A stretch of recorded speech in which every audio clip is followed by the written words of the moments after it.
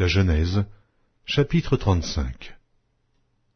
Dieu dit à Jacob, « Lève-toi, monte à Béthel et demeure-y. Là tu dresseras un autel au Dieu qui t'apparut lorsque tu fuyais Ésaü ton frère. » Jacob dit à sa maison et à tous ceux qui étaient avec lui, « ôtez les dieux étrangers qui sont au milieu de vous, purifiez-vous et changez de vêtements. Nous nous lèverons et nous monterons à Béthel. Là, je dresserai un autel au Dieu qui m'a exaucé dans le jour de ma détresse et qui a été avec moi pendant le voyage que j'ai fait. » Ils donnèrent à Jacob tous les dieux étrangers qui étaient entre leurs mains, et les anneaux qui étaient à leurs oreilles. Jacob les enfouit sous le térébinthe qui est près de Sichem. Ensuite, ils partirent. La terreur de Dieu se répandit sur les villes qui les entouraient, et l'on ne poursuivit point les fils de Jacob. Jacob arriva, lui et tous ceux qui étaient avec lui, à Luz, qui est Béthel, dans le pays de Canaan. Il bâtit là un autel, et il appela ce lieu El-Béthel, car c'est là que Dieu s'était révélé à lui lorsqu'il fuyait son frère. Déborah, nourrice de Rebecca, mourut, et elle fut enterrée au-dessous de Béthel, sous le chêne auquel on a donné le nom de chêne des pleurs. Dieu apparut encore à Jacob après son retour de Padam-aram, et il le bénit. Dieu lui dit, « Ton nom est Jacob. Tu ne seras plus appelé Jacob, mais ton nom sera Israël. » Et il lui donna le nom d'Israël. Dieu lui dit, « Je suis le Dieu Tout-Puissant. Sois fécond et multiplie.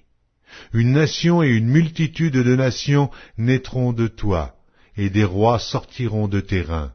Je te donnerai le pays que j'ai donné à Abraham et à Isaac, et je donnerai ce pays à ta postérité après toi. » Dieu s'éleva au-dessus de lui, dans le lieu où il lui avait parlé. Et Jacob dressa un monument dans le lieu où Dieu lui avait parlé, un monument de pierre sur lequel il fit une libation et versa de l'huile. Jacob donna le nom de Béthel au lieu où Dieu lui avait parlé. Ils partirent de Béthel, et il y avait encore une certaine distance jusqu'à Ephrata, lorsque Rachel accoucha. Elle eut un accouchement pénible. Et pendant les douleurs de l'enfantement, la sage-femme lui dit, « Ne crains point, car tu as encore un fils. » Et comme elle allait rendre l'âme, car elle était mourante, elle lui donna le nom de Benoni, mais le père l'appela Benjamin. Rachel mourut, et elle fut enterrée sur le chemin d'Ephrata, qui est Bethléem. Jacob éleva un monument sur son sépulcre. C'est le monument du sépulcre de Rachel, qui existe encore aujourd'hui. Israël partit, et il dressa sa tente au-delà de Migdal-Éder. Pendant qu'Israël habitait cette contrée, Ruben alla coucher avec Bila, concubine de son père. Et Israël l'apprit. Les fils de Jacob étaient au nombre de 12.